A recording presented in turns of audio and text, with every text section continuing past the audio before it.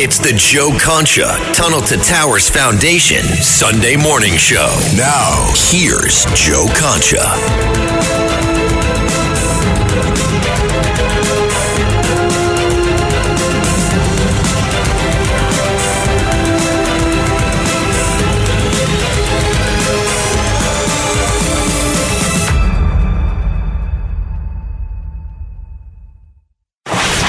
It's the Joe Concha Tunnel to Towers Foundation Sunday morning show. Now, here's Joe Concha. Welcome back, everybody. Well. We are on the precipice of Election Day in New York City, New Jersey, the Commonwealth of Virginia. I'll give you my predictions right now, as I gave Sean Hannity on his TV show on Fox, where I am a contributor, just a few nights ago. Mamdani will win and will be the next mayor of New York City.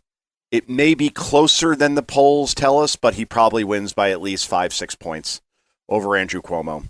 Curtis Sliwa will finish third.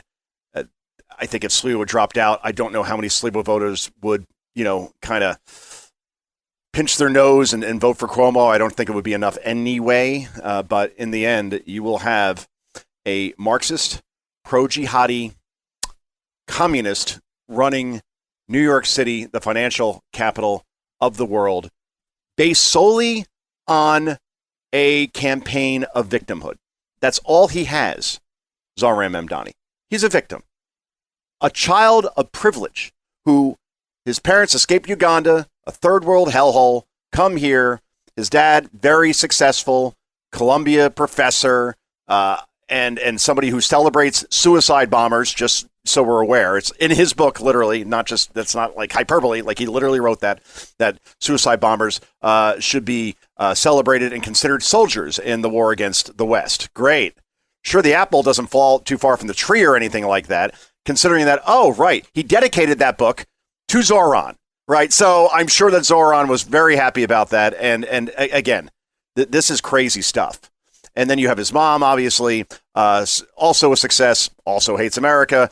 She is a producer. That's the only pseudo job that Zohran Mamdani, 34 years old, has held to this point, the one that mommy gave him. And now he's going to run the most complex city in the world, New York City. And it's just, what can you say?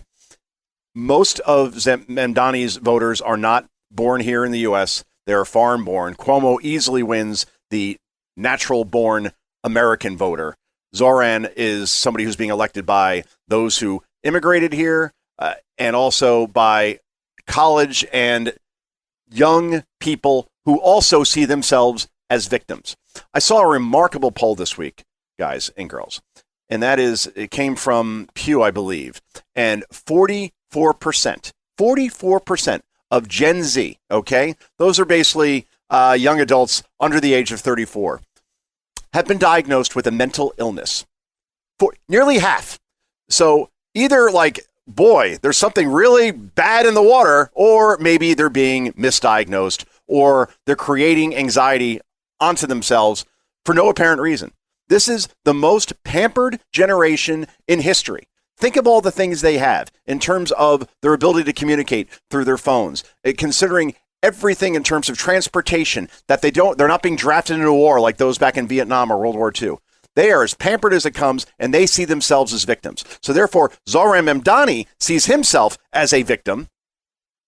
And even this maniac, a couple of days ago, is talking about how his aunt felt traumatized going on the subway after 9/11. He goes on for 10 minutes about Islamophobia, doesn't say one word about the 2,977 souls that were lost on 9/11.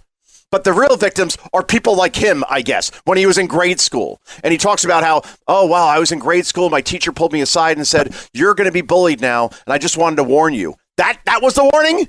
Really? And of course, he admits that never happened, of course. And his aunt, by the way, who's deceased now, was living in Tanzania during 9/11 and after. So he made up a story. Here he is anyway. This is cut one. He's fighting back tears here because just like AOC, just like Gavin Newsom, this is a C-list actor you wouldn't watch at 3 a.m. on Skinamax if you had to, because it's that bad. This is cut one. Go. I want to speak to the memory of my aunt.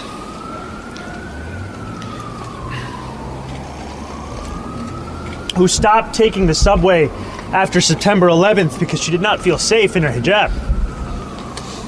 You liar. You liar. There was no aunt here on 9/11. And even if she was, that's your takeaway? Oh, man. I cannot believe that there are enough stupid people in this city that are going to vote for this guy. But it's going to happen, and you're going to get him. And that's that. And then AOC. Oh, I so hope and pray that the Democratic Party is dumb enough to say, wow, Mamdani is the roadmap to winning national elections. Let's nominate AOC for 2028 against J.D. Vance and Marco Rubio, which is your ticket. It's a foregone conclusion. Don't bother even arguing anything else. I'm sure most of you agree with me. But here is AOC, the way she normally talks. This is cut 2, and then we're going to go to the performance artist that we just talked about in cut 3. So let's play cut 2 first, and then cut 3 back-to-back. Elias, if you could do that. Let's do this right now. When Donald Trump tapped into this idea of make America great again, there was times of economic opportunity. Wages rose until the 1970s. I'm proud to be a bartender. Ain't nothing wrong with that. Wrong. There's nothing wrong with working retail, folding clothes for other people to buy. What? There is nothing wrong with preparing food that your neighbors will eat. That's the best. It's the greatest thing ever. Oh, and she does this all the time. Whenever she is talking about Latinos, then suddenly she goes into that, I guess, Latino accent that Sandy Cortez, who grew up in upstate New York, not the Bronx, has. But it's just really incredible. Let's do one more cut before we go, guys. This is Gavin Newsom suddenly becoming Eminem meets, I don't know, LeBron James, I guess, in cut 4, where this guy apparently grew up poor, even though he was featured in a 1991 San Francisco Chronicle article about the rich kids of America. But here's Gavin, anyway, talking black to a black audience on a black podcast. Cut 4, go. But also, it was also about paying the bills, man. And it was just like hustling. Paying the bills.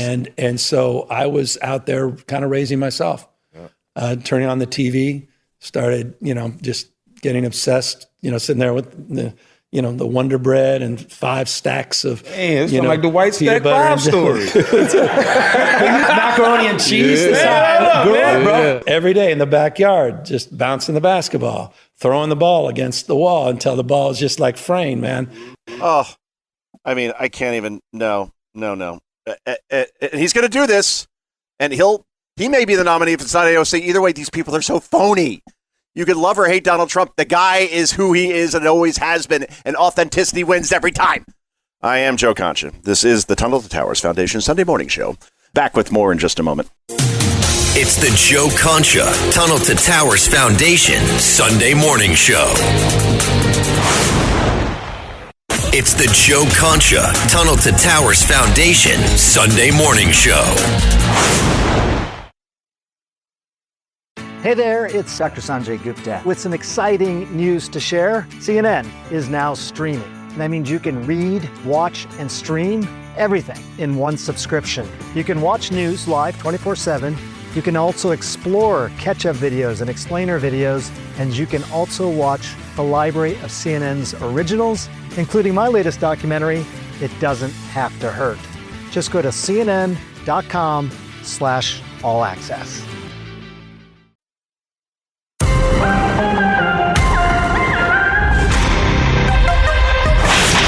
It's the Joe Concha Tunnel to Towers Foundation Sunday Morning Show. Now, here's Joe Concha.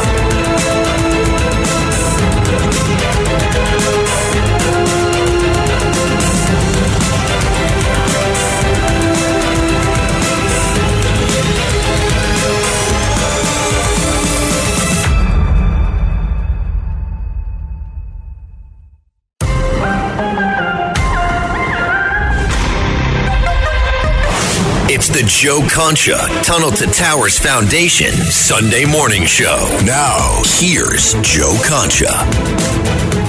And welcome back, everybody. Let's bring in Julian Epstein. He is a former Democratic chief counsel to the House Judiciary Committee. You've seen him a lot on, well, all over cable news, but particularly Fox News lately. Talked to Mark Levin on Life, Liberty, and Levin, Guy Benson show on radio, and now we're fortunate enough to have Julian with us today. Julian, how are you? Joe, great to be with you. Thank you. Absolutely. So I wanted to have you on because I see you as like the John Fetterman of political analysts these days. In other words, you're looking at your Democratic Party. Obviously, you served in big positions there, and you see these polls, including CNN, showing that they're polling at their lowest approval and favorability in their polls history. That's a CNN poll, and there are others as well that could back up that sentiment, especially among actual Democrats who are frustrated with their party, whether they don't think they're going to the left far enough, whether they don't think they're compromising and going to the middle like Bill Clinton did back in the 90s so successfully. So overall, from inside the Democratic Party, what is your prognosis of the patient right now? I think the patient is very sick, and I think the patient could be going to terminal status. I think what the Mamdani race in New York represents is a cold civil war inside the Democratic Party going to a hot civil war. Every Democratic candidate, Joe, between now and the 2028 presidential election is going to be asked, do you support Mamdani in his views? And they're not going to have an easy answer. They're going to have to dance around it. And people are going to say, do you support socialism? And which is batting, I think, 0 for 1,000 across the globe. Yep. Do you support the Cultural Revolution, where everything is based on identity and an identity grievance? Do you support the alliance that Mamdani has with genocidal terrorists across the globe? Do you support these things? And Democrats aren't going to have an easy answer. They're going to say things like, well, I don't agree with everything, but I agree with some things. And that's going to be an answer that looks ridiculous, the way they're trying to dance around the candidate in Maine with a Nazi tattoo, the Democratic candidate. But they're just not going to have good answers. And it's just part of the decadence of the Democratic Party, where they have become so consumed with a segment of the progressive left, which represents maybe 10, 15% of the voters, that has stolen the charisma and the energy of the Democratic Party and is driving the Democratic Party. And for the progressives on the left who are doing this, Joe, these are the members of Congress like AOC. This is the NGO community. This is the activist community. This is self-stealing on their part because it's very good. This extremism is very good for their fundraising and for their social media influence. The problem, it's a problem of self-dealing with progressive socialists on the left. The problem with the centrists and the leadership of the party is scared because the progressive left socialists control the flying monkeys of social media. So people like Chuck Schumer and Hakeem Jeffries don't want to stand up to the crazy wing of the party, like Bill Clinton did in 1992, and say, you're wrong on the Cultural Revolution, you're wrong on going socialism. It's a cheap sophistry type answer for a problem that is going to require us to build as we get into the next phase of the economy, the fourth phase of the Industrial Revolution. And we just don't have leaders that are strong anymore. Hakeem Jeffries and Barack Obama and Chuck Schumer have all become very, very weak leaders. They used to be much more centrist. Remember, Barack Obama opposed gay marriage. That's right. When he first came into office. So these folks who are supposed to be leaders have gone with the progressive socialist wing because they're too scared to stand up to them. And that's the problem with the party. That's why the approval numbers and favorability numbers, Joe, are so low. And we're talking to Julian Epstein, Democratic strategist and former Democratic chief counsel to the House Judiciary Committee. I enjoyed the Wizard of Oz reference as far as the flying monkeys of social media, because that's exactly, if you didn't touch on that, that's where my next question was going, as far as they think that social media is the real world. So if you post something along the lines of I disagree with Jay Jones, and I think he should drop out of the race for Attorney General of the Commonwealth of Virginia because he wished death not only on his opponent, but on his wife and 2 very young children. You're going to get eviscerated by this mob, and I think they think that that is the voting base, and maybe it is in New York City to about a 40% rate, and that's what Mamdani's probably going to win with as far as the race against Cuomo and Sliwa. Sliwa doesn't have enough Republican votes out there, obviously, and independents because there's virtually almost no one left in New York at this point, and Cuomo obviously is not a very good candidate and is seen as establishment. But if you were to say that against Jay Jones, or you brought up Graham Plantner before as far as having a Nazi tattoo on his chest for many, many years, not realizing that it might be offensive to people until it was noticed. And you don't have one Democrat saying that those folks should drop out of the race. You're right. Social media is now controlling the Democratic Party, and that ain't the real world, Julian. That's exactly right. And, what happens on social media, Joe, with the progressive left? It is all about virtue signaling. And virtue signaling isn't about winning elections. It is about signaling to your fellow progressives that you are morally superior, that you're wearing your good person badge. Even if you haven't thought through the issue, even if you don't understand fully the issue, which I think happens frequently on the progressive left. It's about bolstering your own credentials, your social capital, with your fellow progressives on the left. The problem with this is that you're blowing into the wind in terms of trying to persuade the middle segment of the electorate, that 30% segment that is key to winning elections, the independents and the swing voters. You're turning them off. So it's a form of self-dealing. It's a form of sort of self-promotion within a small community of voters that may do fine for you in New York. You may be able to win the primary and therefore the general election in New York.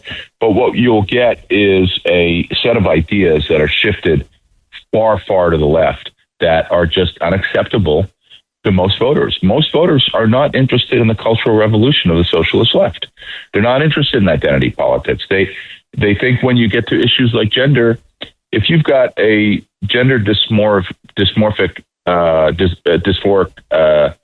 teenager, for example, I think most people in this country would say that person should be treated with kindness, person should be treated with compassion, that person should be treated with love. We should protect that person from bullying.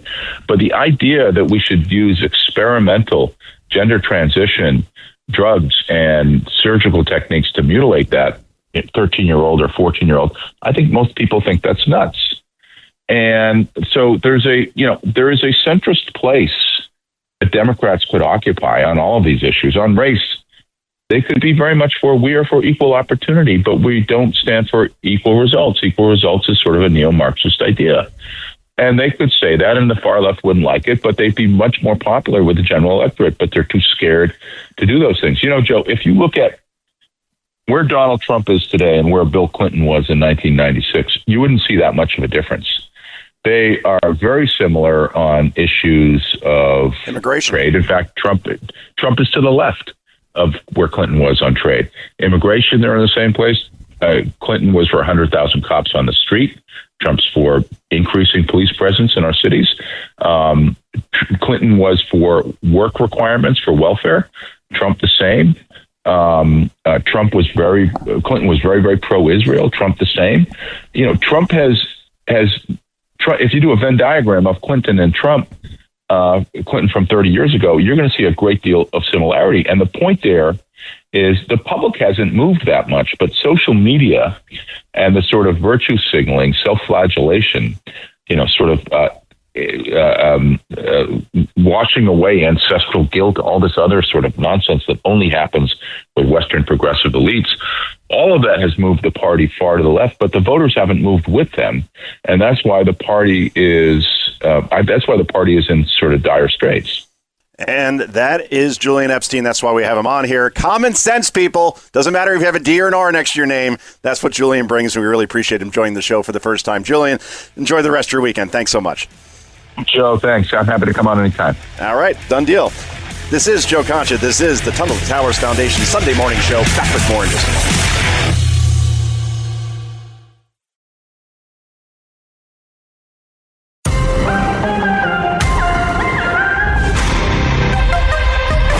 It's the Joe Concha Tunnel to Towers Foundation Sunday morning show. Now, here's Joe Concha. Welcome back, everybody. All right, let's bring in my friend and the voice of the Midwest. That's what I'm going to say, the voice of the Arch. Can we go with that, Annie Fry? Because I think that's what they should call you at this point. She has a great radio show in St. Louis. I join as a guest on a regular basis. I say, you know what? Let's turn the tables, shall we? And I'm going to run the show here, and Annie's going to be the fun guest. So here we are. How are you, Annie? I'm doing okay. I'll do my best to bring that Midwest nice to the Joe Concha show. All right, beautiful. So let's play a little game right now, okay? This is called, let's see, what can I call this game? Is Kamala wasted or not? How's that? Is she overserved? Let's be a little bit more generous with the wording in this clip because, you know, I've been out enough times at the Jersey Shore around 2 a.m. when you have that conversation with a friend in a cab on your way back home or whatever, where, you know, they're trying to make a point and you just got to nod your way through it and you just hear the slurring coming through. So let's play Cut 13 here, guys. And at home, you can play this as well. Is Kamala overserved? Cut 13, go. Are you kidding me? This guy wants to create a ballroom for his rich friends while completely turning a blind eye to the fact that babies are going to starve when the SNAP benefits end in just hours from now? Come on. So what? I'm not going to be distracted by, does the guy have a big hammer? Yeah, I'm going to go yes on this one, Annie. How about you? Oh, man, I hate to say, I don't know, this is such a cop-out, but I can't tell. I don't have anything to compare it to. She's either always overserved or she's never underserved. I don't understand there's such a vacancy in the way she presents herself. At least she's got a little emotion behind what she's saying here. So it's like she's got a little anger, maybe a little frustration. Yeah. Whereas when she was on the campaign trail, what we got from Kamala so much was so prepared, so measured. And her phrase that drives me the most crazy is in the terms of, I don't even know what that means. But when she's talking, when she's dropping F-bombs about ballrooms, but babies starving, I can't take Kamala Harris seriously when we're talking about saving babies and caring for babies. I can't even with that. I'm going to just say I'm leaning towards overserved just in general, but probably all the time, 100% of the time, overserved. Yes. This is possible. Yeah. Maybe it's just a perpetual thing at this point. With Democrats in general, they get so angry about this ballroom, right? Which again, let me reiterate. Barack Obama spent $376 million of taxpayer money for his renovations to the White House. You could go back through basically almost every president has renovated the White House. Jackie Kennedy won an Emmy Award for her special, a network special they did on the renovations she did to the White House. 80 million people tuned in. That's almost like a Super Bowl number. These things are usually celebrated. You need a ballroom at the White House, by the way, because when you go to parties there, especially like the state dinners kind of thing, the space is so small that they have to put people outside in tents on grass. And I'm sorry, that's great for a tailgate for, your old St. Louis Cardinals, but it's not good in this situation. So that's that. We're talking to Annie Fry. Let's also let's go more Kamala, shall we? I cannot get enough of this person. This book tour has been almost as craptastic as Karine Jean-Pierre's. This is Cut 12. She wants to lower the voting age because young people really, especially with Zohran Mamdani in New York, really show good judgment in their teens when it comes to voting. This is Cut 12. Go. I think we should reduce voting age to 16. 16, sure. 16. I'll tell you why. So, Gen Z, they're age about 13 through 27. They've only known the climate crisis. Climate crisis. They missed substantial parts of their education because of the pandemic. Oh. They've only known the climate crisis, so that's why you should vote at 16? Yeah. Well, help me, Annie. Help me. They manufactured the climate crisis. What the left has won on what they have won in politics has been based and rooted in fear, emotion. You're not supposed to pause by any particular issue with any amount of time to observe facts and go, okay, maybe, the really tragic part about what the Democrats have done with the climate crisis is that in the meantime, there are probably good conservation things that we could be doing to care for this beautiful Earth, this beautiful planet that God has given us. There are things that we should be doing that they politicize the other side so far that we can't have normal, serious conversations about it. It's just like everything else they do. They're so upset about everything, and they push that emotion out into the political landscape. All they want to do is tap into people's emotions to make them upset, to make them angry. And you can see it in their eyes. You can see it when you look at the influencers that are out there right now on social media, but also the elected officials or the failed elected officials like Kamala Harris. They need you to be angry because they worship at the altar of government. And if you worship at the altar of government and you're in government, then who's a higher power than you? They don't have the power right now. And I think just to dip into something that I have to talk about with them in the last 24 hours is the way this White House handles Halloween. These are fun people in the White House right now. Yes, and they're building a ballroom like you talked about to have parties where they can continue and further the policy of the United States by hosting people, developing and growing relationships with foreign leaders who come here. The Republicans are the party of fun right now. They're also the party of heart and soul. And when you look at what the Democrats are offering, what the heck is Kamala Harris talking about? 16-year-olds? Wasn't it the same campaign that said that kids were stupid in the last campaign that said they were too stupid and they make stupid decisions? They're unserious people. The only thing they take seriously is themselves, and they don't want you to think about anything. They want you to feel about everything, and the only emotion they want you to feel is fear because they feel like they can capitalize on that for their own power. Wow, we're talking to Annie Fry. She should be in radio or somehow have a show. That's right, she does, in St. Louis. Look, I ran for class president, at age 17, and I lost to a guy named Tom Begley, all right? Oh, no, Tom. Yes, so 16-year-olds should not be voting because clearly if you don't like me, all right, you don't know what you're doing. That's all I'm saying. But I see a pattern, though. AOC could be the nominee for president, and she has no kids, and Kamala Harris has no kids. Kind of an interesting pattern there. It seems to be a thing within the Democratic Party where now, back in 1965, let's put it this way, the average household, man, woman, married, had 3 kids. Now we're averaging around 1. That's a big problem because when all these boomers retire, you need backfill from young people to take those jobs. And sure enough, there just aren't a lot of them. So this is a Democratic platform here. Basically, it is the childless. It is the childless cat ladies. That's right. That's what J.D. Vance had said. He got criticized for it. Kind of accurate when you think about it. That is the base at this point. Oh, by the way, Bill Gates just said this week that actually maybe there isn't a climate crisis after he poured in all these billions of dollars to fight the climate crisis. It does not exist. It really is incredible. And we're talking to Annie Fry. Let's get your reaction to this, Annie, because this is somebody who has a platform. A podcast. Her name is Jennifer Welsh. She's your typical angry, white, liberal wine lady. And she's saying that, hey, you know what? After the Charlie Kirk assassination, when people, they celebrated that, maybe we need more of that on the Democratic side. This is cut number 7. Go. Him is horrible. Horrible. Charlie Kirk is horrible? Yes, I'm glad he's not here. You're glad he's dead? Yes. Why would you say something like that, man? Because he was horrible on the campuses, the college campuses. Good argument. So listen up, Democratic establishment. You can either jump on board with this or we're coming after you in the same way that we come after MAGA. Oh, we're coming after you. Interesting. And plays a clip and laughs along with this crazy old lady down in Florida saying that she's glad that Charlie Kirk is dead. A father of 2, 31 years old, 2 very young children, a lovely, strong wife like Erica Kirk. And this is what this freak is saying that Democrats need to do more. Go ahead, please, by all means. That'll be a winning strategy, Annie.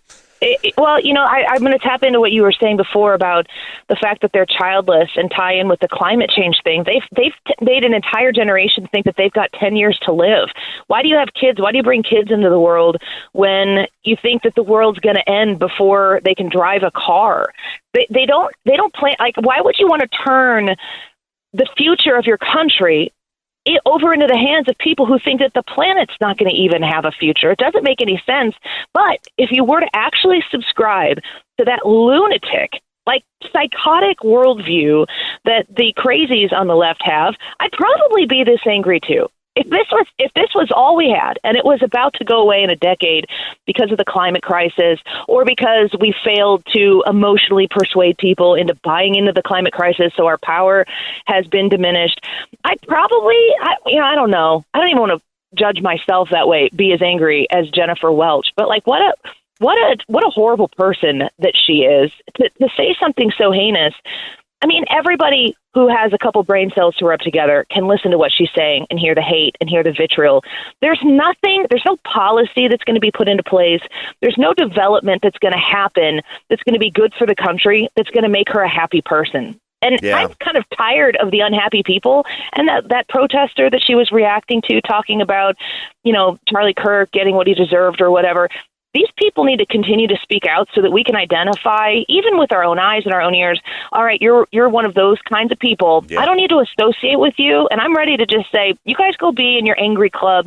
We're going to keep fixing the country, making America great again here with common sense policies, pro-America, pro-family policies, and we're going to have a lot of fun and enjoy it while it happens. Exactly. We're the fun people, damn it. We are the fun people. Indeed, and I got to run to a tailgate right now, so I have to go, Annie. But thank you so much for joining us once again. She is the great Annie Fry. It is the Annie Fry Show. You can listen to it anywhere you listen to the radio, which is like Alexa. It could be on Spotify. It could be on Apple. Does not matter. Please do tune in. Annie, thanks so much for joining us. Thank you, Joe. I appreciate you. Okay, take care. All right, and we will be back with the Joe Concha Tunnel to Towers Foundation Sunday morning show in just a moment. It's the Joe Concha Tunnel to Towers Foundation Sunday morning show.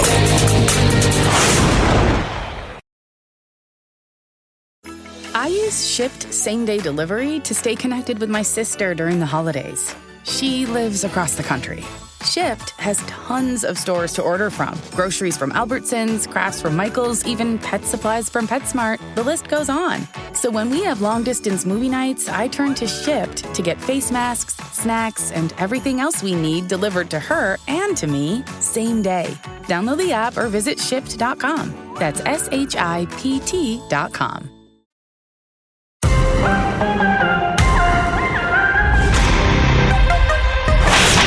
It's the Joe Concha Tunnel to Towers Foundation Sunday morning show. Now, here's Joe Concha.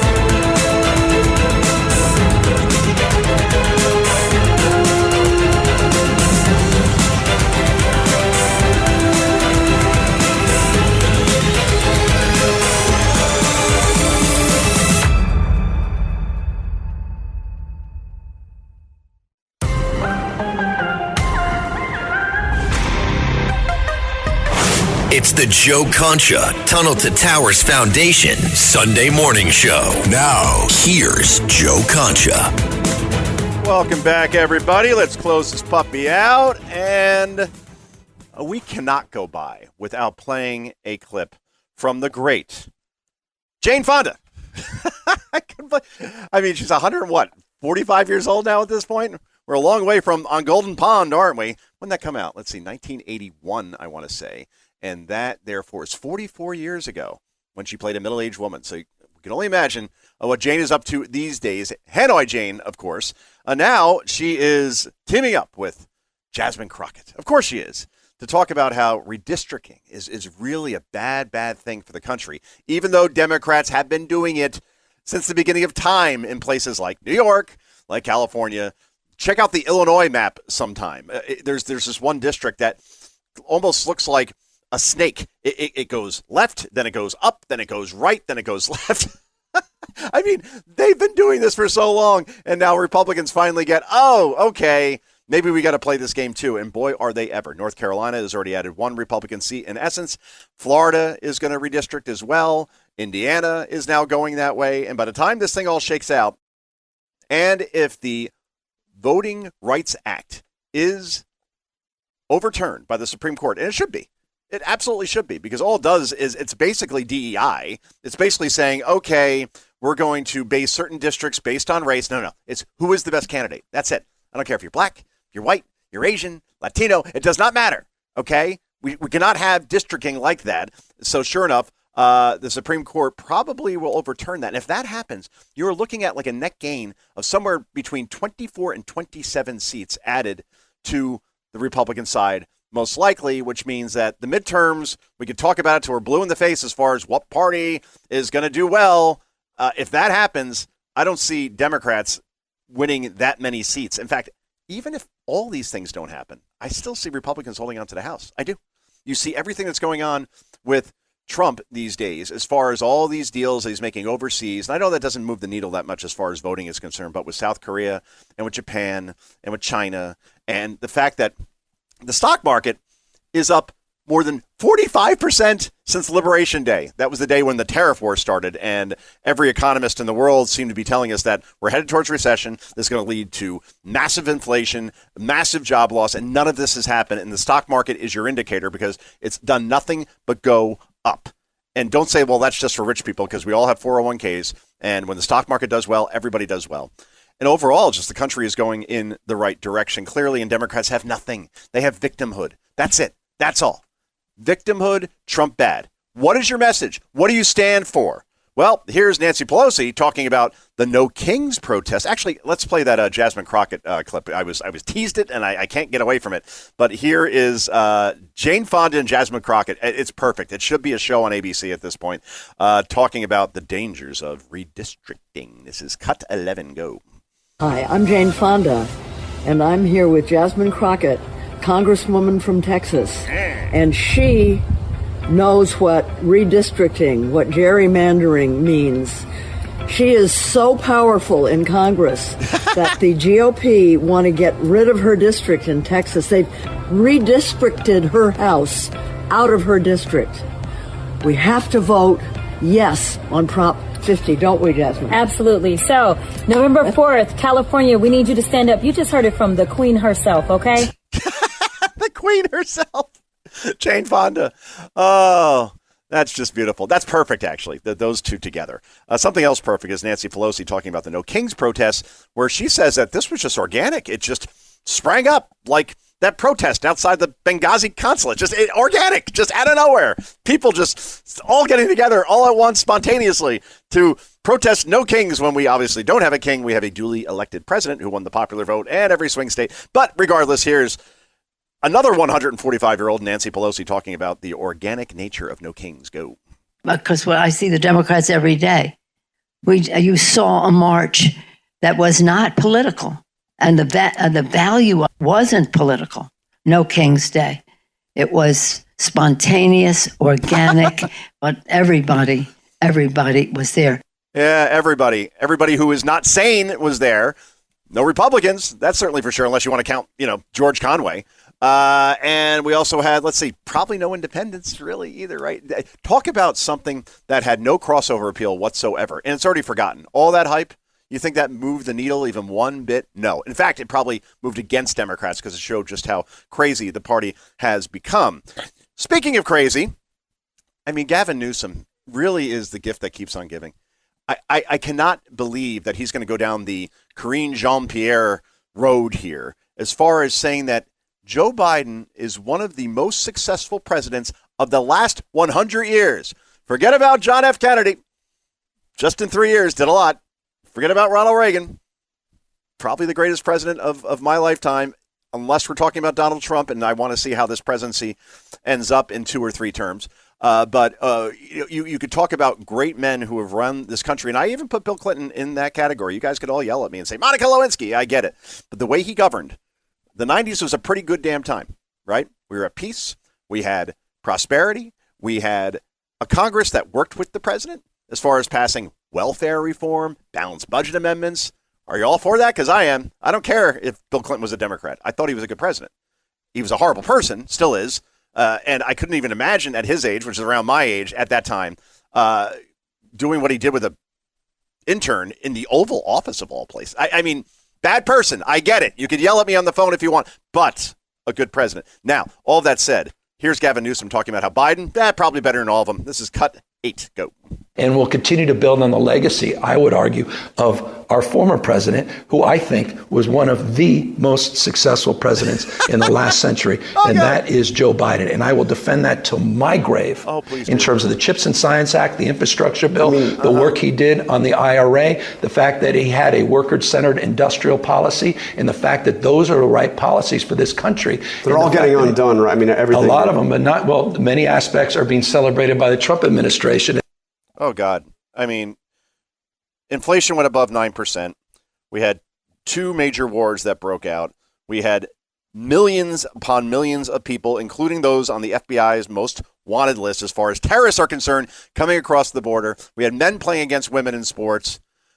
We had a president who wasn't even the president. It was the auto pen. And God knows who was running the country at that time. And Gavin Newsom says he will defend to the death that Joe Biden was one of the greatest presidents of the last 100 years.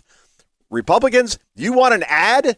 You want an ad to run against Gavin Newsom when he becomes the nominee in 2028? You got it right there. Just play that over and over again and basically say, either you want to make America California, which is a very bad bumper sticker to have, or I want to bring us back to the Biden years.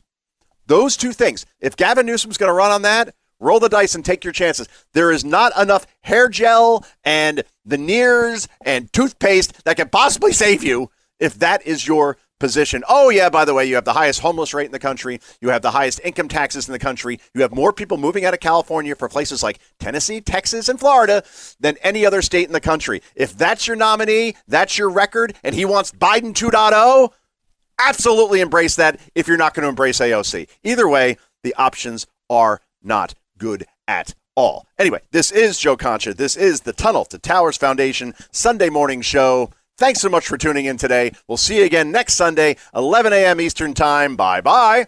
It's the Joe Concha Tunnel to Towers Foundation Sunday morning show.